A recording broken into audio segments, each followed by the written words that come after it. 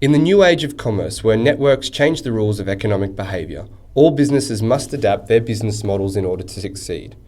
The rules of the network economy will challenge traditional understandings and ultimately take over, becoming the only way in which to succeed in business. Businesses must continually innovate in this game to keep relevant and valuable. Internet businesses are most affected as they stand at the forefront of this change.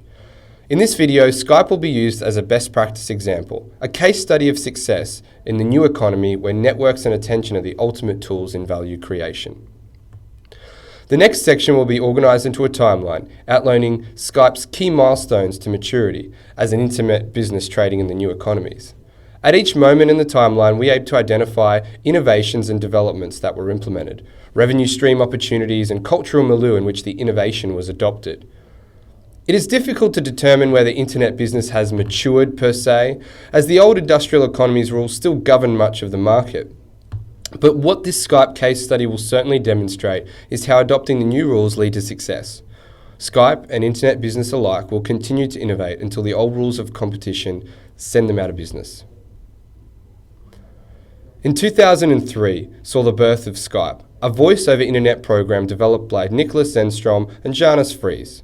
Capitalizing on the success of previous ventures, Kazaa, the most downloaded software in 2003, they applied the same principle to voice transmissions, amassing a vast network of users, which offered free calls that rivaled those landline connections that were only hardware requirement, being a microphone or a headset. The following year, Skype Out was launched, allowing users to call landlines and mobile phones from their online Skype account.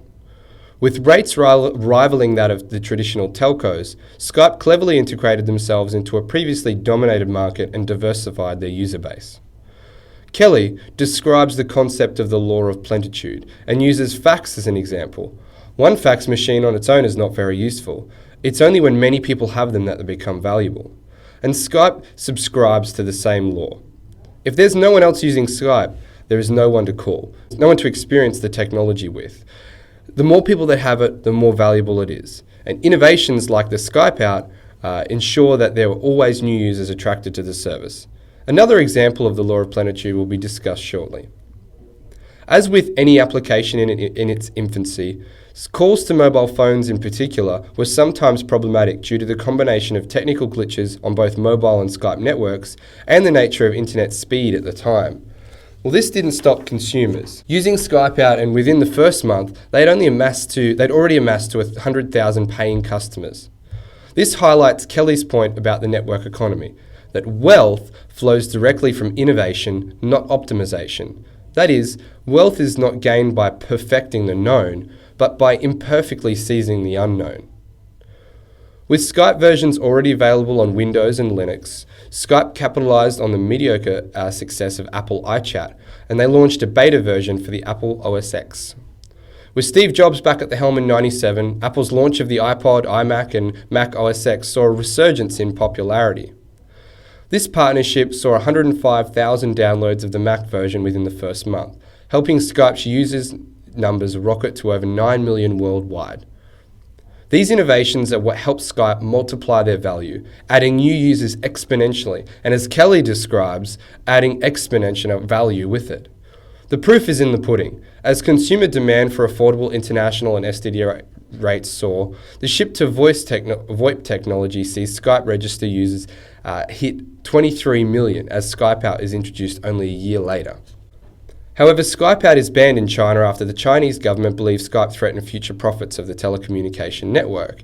And in an attempt to preserve the network revenue, Skype and the Chinese government enter into a partnership to form Tom Skype. Tom, a Chinese wireless internet agency, incorporates built-in surveillance software with the ability to scan transmitted content for material deemed sensitive in accordance to the local laws. Coinciding with Skype's 100 millionth download and the increasing availability of broadband connection, Skype In is launched, allowing users to receive calls on their computer from landlines and mobile phones. Through yearly subscriptions and approximately $60, users are assigned a phone number Skype purchased from local telephone companies, eliminating roaming charges associated with mobile phones, and offering users yet another service and increasing revenue to the Skype brand. This is a clear example of the network economy in play. Skype embraces a free model that allows for technology to saturate the market, and as we know, the more users engaged, the more valuable it becomes. This is enabled, as Kelly describes, by low fixed costs, insignificant marginal costs, and rapid distribution. This also allows for Skype to use their popular free service as a springboard to offer a premium offering. In this case, Skype In, which attracts a nominal fee that with scale is particularly lucrative. The year 2006 proved to be a year of great change for the Skype Corporation, primarily when video calling was launched for the first time, with the service initially being offered for Windows-driven PCs, soon to be followed up with an application for Mac users.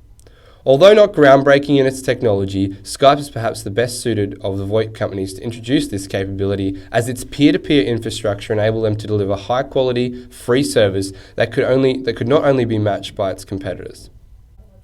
In order to harness the rise of the social networking during this time, Skype also introduced multi-user voice calling. The now defunct Skypecast offers users a portal to connect with Skype with others over the Skype network, without the need to know each other's details to connect. It was touted as the social networking through conversations and allowed up to 100 callers to chat at one time. This provided a perfect medium for conferences, lectures, social circles to communicate, provided that they had the application, therefore leveraging the effects of the network economy. To capitalize on the influx of new users lured by these free features, Skype announced a new pricing scheme in the form of a subscription service. Users could subscribe to a prepaid calling plans that enabled them to access Skype premium services, such as group video calls, video messaging, and calls to mobiles and landlines. Subscriptions ensure that all the costs are collected upfront, and any unused credit results in a breakage rate for revenue generated with no services actually being provided. In 2007, Skype to Go was introduced by the company as a way to take an advantage of Skype's competitive call rates through normal telephony by assigning a unique Skype to Go number to any given number. In order to use the service, people were required to buy credit or subscribe to the service, therefore creating a source of revenue for the company. During this time, Skype also announced a partnership with mobile carriers that saw the introduction of the Skype phone. A precursor to smartphone apps, the Skype phone was a mobile device that allowed for Skype-to-Skype calls anywhere in the world for free. This proved to be a lucrative association for Skype, who generated income through hardware royalties sold for each unit. 2 years after its launch and prior to the smartphone penetration, 500,000 Skype phone handsets were sold, therefore generating substantial revenue stream for the company. After a flat period in 2009 proved to be an important year for the trajectory of the Skype Corporation. Most importantly, eBay sold the majority stake in Skype to Silver Lake Partners after coming to the realization that Skype did not offer any additional convenience to customers through integration with their other web applications. They identified that for Skype to succeed, it would need to be a separate and self-sufficient entity accountable for growing its own value by expansion. That would not be realized under eBay. Skype's value in the eye of the shareholders had declined, with eBay selling for much less than it paid. The change in ownership heralded an evolution from quirky internet service to sophisticated and growing voice and video application, and saw new features and versions of software introduced every 4 to 6 weeks. During this period, the Skype app was launched with iPhone and iPad, enabling Skype calls to be made without needing to be connected to a computer. However, in order to reap the full benefits of the application, users found that they were required to subscribe to the Skype In or Skype Out feature. This resulted in what can be called a premium upsell, where users receive, in one sense, what his application offers must be upgraded in order to receive the full benefits. In 2010, users began questioning why they didn't have the convenience of ordinary phones with Skype. Why must they be tied to their uncomfortable computer desk to enjoy the benefits of online calls? This was the catalyst for creating Skype for TVs, and was partially enabled by stronger broadband connections becoming more commonplace. Skype developed several strategic partnerships to bring the convenience of free video calling to the comfort of the lounge room. In the same year, version 5 also permitted the conference calling of up to 10 people on a video call. Many more traditional companies like Cisco Systems had strong competing offers, but this put Skype on top once again. Strengthening their position as a business-to-business offering, they developed Skype Connect for business calling and developed an alliance with Facebook to provide synergy between contacts for businesses wanting to unify their communications on a budget. These connections are really important because, as Kelly explains, the information isn't necessarily beneficial unless there are connections that help you use it. In this case, having a friends list on Facebook is now more beneficial to the user as they can use those friends to Skype as well. In 2011, Skype becomes an internet service conglomerate by making a series of acquisitions of their own. In the age of the smartphone, the acquisition of Quick, an app that allowed users to share and store video memories, worked well with Skype's business model and objectives in the internet video communications. Later that same year, Skype also acquired GroupMe, another mobile app that made group text messaging easy and cost-effective. This year, Quick services rolled up into Skype's in order to create an efficiency. Perhaps what's most important about these acquisitions is that Skype followed the rule of the tipping point. In other businesses need to see an innovation gaining momentum before they considered it significant enough to worry about, which in that case it's probably too late. But Skype recognised the potential significance and required them before they gained momentum. Other business benefits include the ability to create connections between those like-minded applications and build a strong network of information. In 2012, the research company TeleGeography revealed that between 2004 and 2011, the number of international calls made from traditional carriers had slowed dramatically. In the same period, Skype's international call volume skyrocketed, accounting for nearly 25% of total international calls. These figures reveal a dramatic shift in the way individuals and businesses are using the internet for long-distance communication. They also highlight the impact on Skype in the international call market and the business model of the traditional telcos. While Skype refuses to reveal the specific data relating to its paid call service, the company's earnings in the period mirrors the growth in call volumes. The latest telegraphy figures show that Skype is continuing its expansion into this market. International Skype-to-Skype traffic grew at a further 36% in 2013, totaling 214 billion minutes, indicating there is future potential for growth. In 2012, Skype also launched a customized app for PS Vita through the PlayStation Store. It was the first time Skype app had become available on a dedicated mobile gaming device and demonstrates the company's targeting of the digital natives. The app brings additional functionality to the Vita, turning the device into an internet communication tool.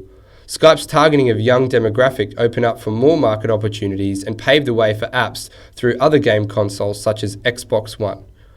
The addition of these apps bring new users on board, adding to the economy of scale that is at the core of Skype's business model. Halfway through 2012, Skype announced its app had been downloaded on over 70 million Android devices. Android is the world's largest mobile operating system. In addition, Skype also announced that more than 250 million people actively use the service each month. These figures highlight Skype's ubiquity in many parts of the world and cements its position as the most popular video calling app on the platform, even with strong competition from players like Viber and WhatsApp. Skype's ability to capture such a large part of the mobile market indicates the brand's strength and loyalty among its consumers. In August 2012, Skype teamed up with hardware manufacturer Logitech to release a Logitech TV Cam HD. The camera plugs into a HD television via HDMI and connects to the internet through the Wi-Fi or Ethernet cable. This innovation plays into the increasing consumer demands for highly immersive experiences, made possible by higher bandwidths while allowing users to make video calls from their living room. The simplicity of the product also appeals to the broader audience, including those who previously resisted using a smartphone. Skype's co-licensing agreement with Logitech also brings in another source of revenue for the company. In May 2014, Skype's parent company Microsoft announced a new feature for Skype that aims to bolster its already strong position in internet communications. At the inaugural Code conference, participants viewed a live demonstration of a new translator feature that allows people to converse with each other over the internet, even if they are speaking different languages. It does this by providing vocal and visual translations in real time. It is expected that the feature will be released within 2.5 years, indicating that there are still some issues to be resolved before a commercially viable product is available. Microsoft flagged its intention to charge users for the service, however pricing information was not provided at the time of the announcement. Using Skype's strong position in the market, Microsoft hopes to bring this functionality to all Skype-enabled devices. This indicates that Microsoft, through Skype, hopes to aid the new revenue streams by further diversifying their product lineup. It also hints that Skype's plans to expand into new markets, such as education and diplomacy. Given Skype's desire to charge for the feature, it is likely that Translator may be provided an in-app purchase or bundled with the existing subscription model. Skype, like many other internet startups, taps into the attention economy, where currency is time. The difference is the content. In a Skype conversation, you and I are the content, and your friends and family are the content too. And in a way, Skype allows users to do something impossible, have a face-to-face conversation, notwithstanding significant geographical separation. And that is worth spending time on. And that's one of the reasons why Skype's innovation succeeds in internet business. In the attention economy, time is the currency. And although people spend a lot of time on Skype, it is interesting that they have not made a great attempt to monetize each other through advertising. While advertising exists, the company has gone to great lengths to ensure that this does not distract from the Skype experience. As this revenue stream is in its infancy, it provides scope for greater implementation within the future. We hope that recalling the innovations that occurred through Skype's journey has helped you demonstrate how Skype succeeds in the new economies. Kelly asks the question, how big will internet commerce be? And after reviewing the case of Skype, there are several key takeaways. The rules are certainly changing, and the internet businesses like Skype are at the forefront of this change. Internet business is innovating at an incredible pace, and the more they innovate, the more pressure will be applied to those trading by the old rules. As mentioned earlier, it is difficult to assert that internet business has matured with the rate of innovation. But at some point in the future, the new rules of the network economy will be the norm, and those not playing the game will surely perish.